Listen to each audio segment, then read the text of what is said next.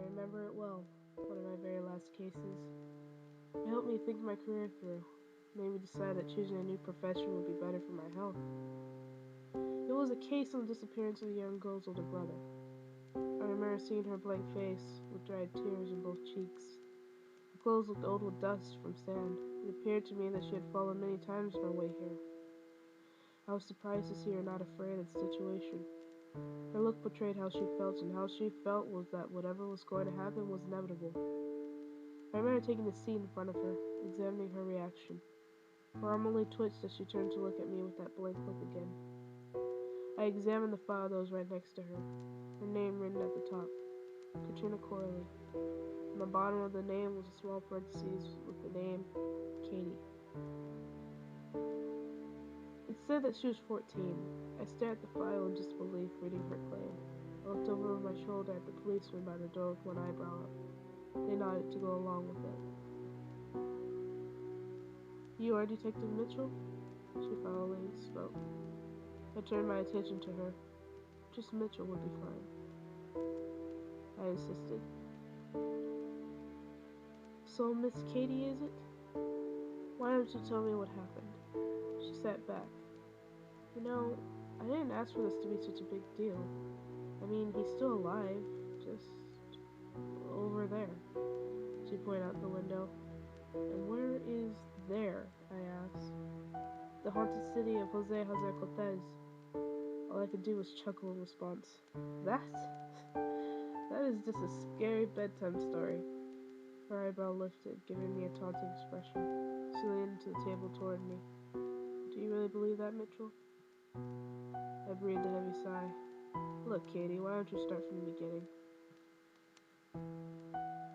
"My brother and I were always close," she started. "We did everything together. Always joking around, always taking walks, always together. But then something changed. You see, I have a theory. My older brother, Kevin, is about 17 years old. My older yet younger brother, Joseph, is about 16. I spend most of my time with Kevin and Joseph. I'm only 14 years old. Sadly, that means I'm the youngest. Oh yeah, my theory.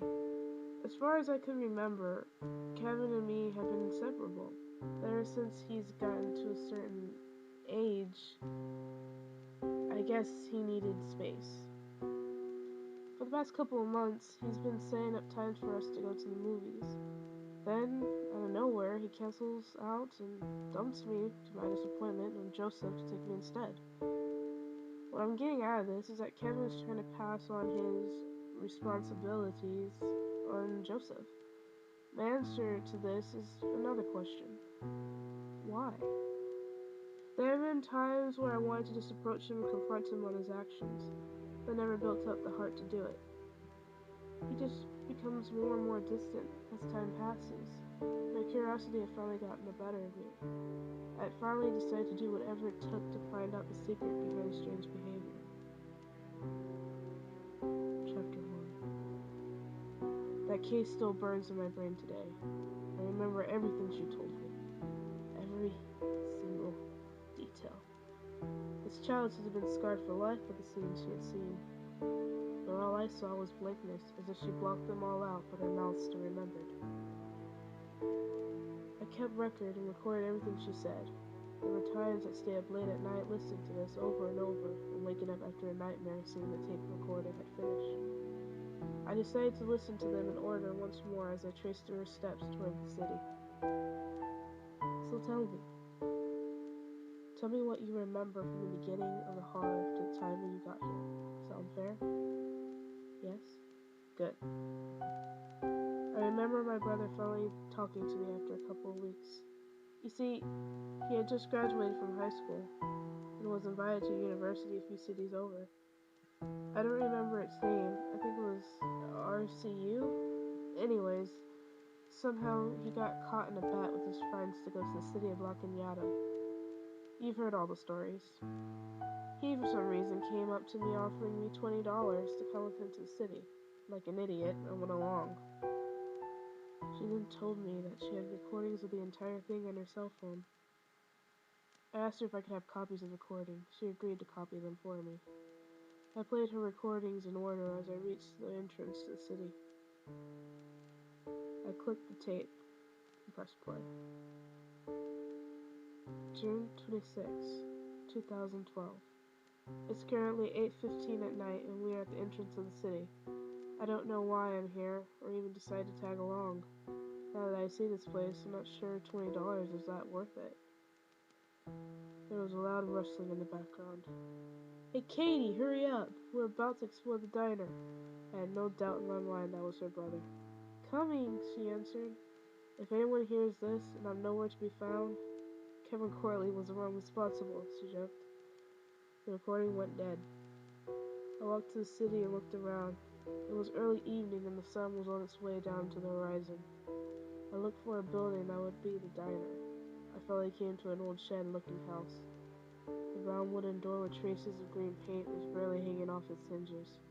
A shiver went down my spine as a strong breeze came in, causing it to give off an agonizing screech. I took a deep breath and entered the diner. It was in horrible shape, seeing it had been abandoned for nearly 98 years. I sat on a stool at the dusty bar, trying to ignore the many spider webs hanging on top. I took out the recorder once more and placed it on the bar. Okay, I said to myself. What happened when you got here? I clicked the forward button and moved on to the next recording and then pressed play. Okay, we're currently in a diner.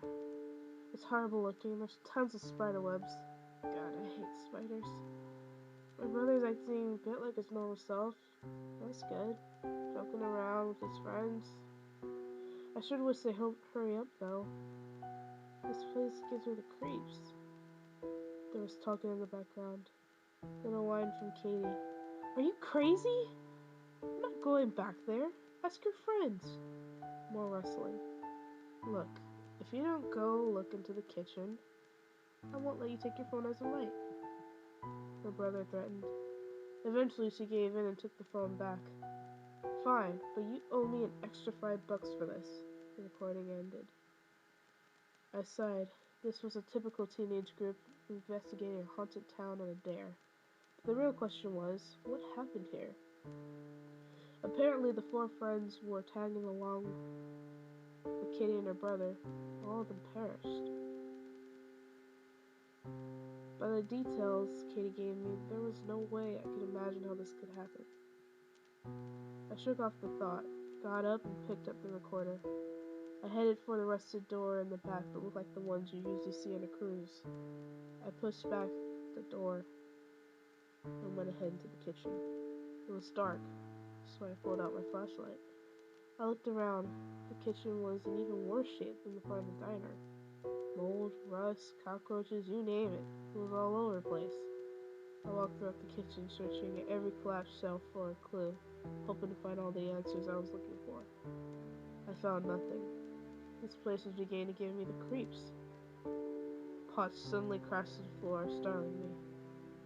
I quickly slipped around and pointed the flashlight towards the sound. No one was there.